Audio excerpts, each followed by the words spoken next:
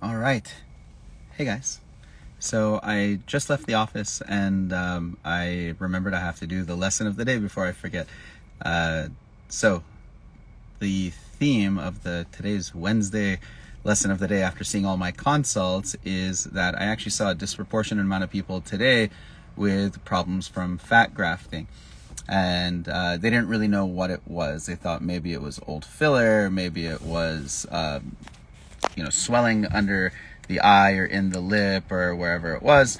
And I had to show them that maybe this was something else. So the things that I saw problems with were some fat grafting under the eye in two patients. One of them I sent to Dr. Massery. You're welcome. So it's a difficult thing to fix. So I sent it to Dr. Massery so he can take a look at it, but that's fat grafting under the eye. The other one was fat grafting in the lip, and the other patient had fat grafting in the chin. So what went wrong? So first off, let's talk about fat grafting. Fat grafting is a very, very nice tool to use, but by no means is fat grafting inherently natural just because we take it from your body and put it into your body. You're taking it from your ass and putting it into your face. And I've said this many times, there's nothing about ass to face that's natural, or stomach to face or thigh to face. These aren't natural things. We use them because we can benefit from them, but it's not a purely natural thing to do. So that means that things might go wrong. And the things that you do see from fat grafting, one is you can see growth over time. So you inject fat into somebody, and for some reason those areas grow, just like in the under eye. So what happens? One is you can cause lymphatic drainage obstruction, which means you put a bunch of fat into different layers and you actually squeeze out your lymphatic ducts and cause fibrosis or scarring around them. They don't drain so well, you get puffy. So you injected this much fat, but you get that much fullness. That's one thing. Another is hormonal changes. Hormonal changes can occur at any time in someone's life. It happens in women more than men because they go through something called menopause. And around that time, or around any other rapid fluctuations, you can get these changes where you get changes in the receptors on the fat that get attacked more by different hormone levels, and they grow for some reason. We don't know why this happens exactly, but it's because of hormone fluctuations. And remember, this fat didn't come from your face, so it won't act like the fat in your face. It'll act like the fat from your ass, which goes crazy sometimes. The other is with weight gain. So as you gain weight in life, the fat that you injected into the face will weight gain, not like your face did, like your body did. So disproportionately, and usually it's from the abdomen, where we all have this little pooch. Love that pooch, hate that pooch, but that is what it's going to grow like. So we have to take all these things into account, including another thing called fibrosis. So when you inject fat into the face, it causes an inflammatory reaction. This might do nothing. This might benefit you because you have little stem cells that are released from it. And it might have a negative effect where you cause granulation tissue formation, just like if you had injected Sculptra, which means you inject fat and then you actually gain volume, not because the fat grew, but because you formed little balls of granules around it. So you injected that much fat that turns to that much because you have scar tissue within it now. So all these things can happen with fat. Fat's a lovely thing, though. You just have to know how to use it. You have to inject it deep in certain areas, avoid surface irregularities, and always think about the future. What if all this fat lasts? What if this person gains weight? All that stuff. So in this patient with the under eye issues, the person who had injected it almost certainly injected into the wrong plane. They didn't go down into the soof or down onto that bone where you can palpate. They tried to get too much of a correction and thought it was a healthy thing to do and injected deep to superficial. That is going to cause a problem more often than not. If you inject it like we do, you go down deep and you inject tiny little bits and you're totally fine. And you can mix it with PRP to make the fat even take better in some people. As far as the lip goes, this is the fun part. So the lip is not a good place to inject fat. That is a statement coming from me, who's a lip specialist. So you can listen to me, or you can, as doctors go, I'm saying, doctors will argue that you can listen to me, or you can listen to the non-lip specialist. It's, it's up to you. Do whatever you like. But I'll tell you, fat in the lip is extremely difficult to control. And there is no natural fat plane that exists in the lip. Ask a doctor, is there a natural fat plane in the lip? If they tell you yes, it means they don't know the anatomy of the lip. The vermilion, which is this area over here, is mucosa, which is the pink. It turns into a different kind of mucosa on the inside that has, rather than keratinized, just regular squamous epithelium. And then deep to that, you have something called submucosa with lamina propria. This is your cushy layer that is similar to the SMAS. Below that is your orbicularis muscle, and that's all you got. There's no fat there. If you go into the upper lip philtrum, you have epidermis, dermis, which is like that big. You have your SMAS, which is that big.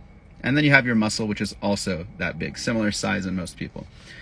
A little bit bigger than the SMAS. So the SMAS itself is your hydrating layer. That's what contains the fluid that makes this cushy and resists you wrinkling it and pinching it. That's what resists it. It's that cushy SMAS layer. It does have microscopic fat within it. You see some yellow, and it's got microscopic fat within it, but there's no fat layer. There is an exception. On some people, you see a very thin palisading fat layer that's under the dermis. Doesn't exist on everybody, or not to a notable extent by the time I operate on them, so it's very hard to see. Regardless, there is no natural fat plane. So where does fat incorporate? It cannot incorporate. It just sits. If you put a very, very small amount, you'll probably be fine. I've done that. I've had no issues. But I've also done it and immediately went and did a lip lift or a corner lift and saw that it immediately went up here. This is the problem. The lamina propria, which is where you're injecting, that loose glide layer in the vermilion, is directly attached to the SMAS of the upper lip, meaning you get immediate spread of the filler in there. Who taught me the difference to differentiate between spread and migration? I used to call them kind of the same thing. I said it just migrates. Is Dr. Steve Harris. And he's in London and talks about this all the time. And I think it's a good differentiator because when you inject into the lamina propria and it goes into the SMAS, that's spread. It means it didn't migrate over time. You pushed it in there. It means you put it there. Migration means it crawled there. It got there over time. Migration doesn't typically happen with fat, although you can have edema that happens in other areas. Migration doesn't really happen with fat. You do have spread though, meaning you injected it and it went this way instead of that way. That's fat. So when you inject fat into the lip in large globules, it can travel inside and spread, or it can travel upwards and spread in the vermilion. These can both happen. When I inject fat into the upper lip, I do the tiniest amount and I turn it into microfat. I break it up. I actually hope sometimes it doesn't survive. I just want to give a little rejuvenation to it and get it better hydrated. Sometimes I break up the fat into nanofat, and now we're talking. You take nanofat, which is stem cells of fat or adipose-derived stem cells, and you break up the fat, turn it into a liquid, mix it with PR, and you can inject that into the upper lip philtrum, or you can inject it into here and the lip will look healthier. As we age, you'll see some people get darkening along this area of the mustache line and they get indentation or a shadowing. And this happens with age when the SMAS thins. It also happens after a dissolver on some people. And you can actually regenerate that or get it better in most people with just doing nanofat PRP injections in there and doing a little CO2 laser to stimulate it. So that seems to work really, really nicely. But I do advise patients, and doctors especially, be very careful injecting fat into the lip. You have a high chance of causing irregularities that are difficult to fix. And to fix them, once they migrate up here, you have to go from a lip lift to get to it, or you have to go through a direct vermilion incision, and it's very difficult because once you do it and remove that fat, everything else deflates and collapses. So it's never an easy, nice thing to do. It's very inflammatory and people can get swollen for a very long time. So don't do things you can't fix. Fat injections are one of those things where they're very difficult to fix. So when you do it, you better do it right. Do it conservatively and do it in the right areas. Do it where fat planes naturally exist. Okay, so there's areas in the face, although it's a different fat we're injecting, fat naturally exists. Fat can incorporate in there and replace fat atrophy or fat loss. I would be very cautious to put it where fat naturally doesn't exist very much. Another thing to think about is buccal fat. If you ever take it out, don't just throw it away. It's a very valuable, smooth, stem cell rich fat that's naturally occurring in the face. It's a beautiful fat to mince up just a little bit because it'll explode if you mince it too much and not last. Put it into a syringe and then directly inject it into around the eyes where it matches the orbital fat, or you can do it in the cheek or areas like that. So that would be lesson of the day for today. Fat grafting is a beautiful thing to do if you know how to do it well, but don't do too much, and do not assume ass to face is a natural thing. Don't quote me on that. It means two different things. But hope that helps, and if you have problems with fat injections, don't come to me.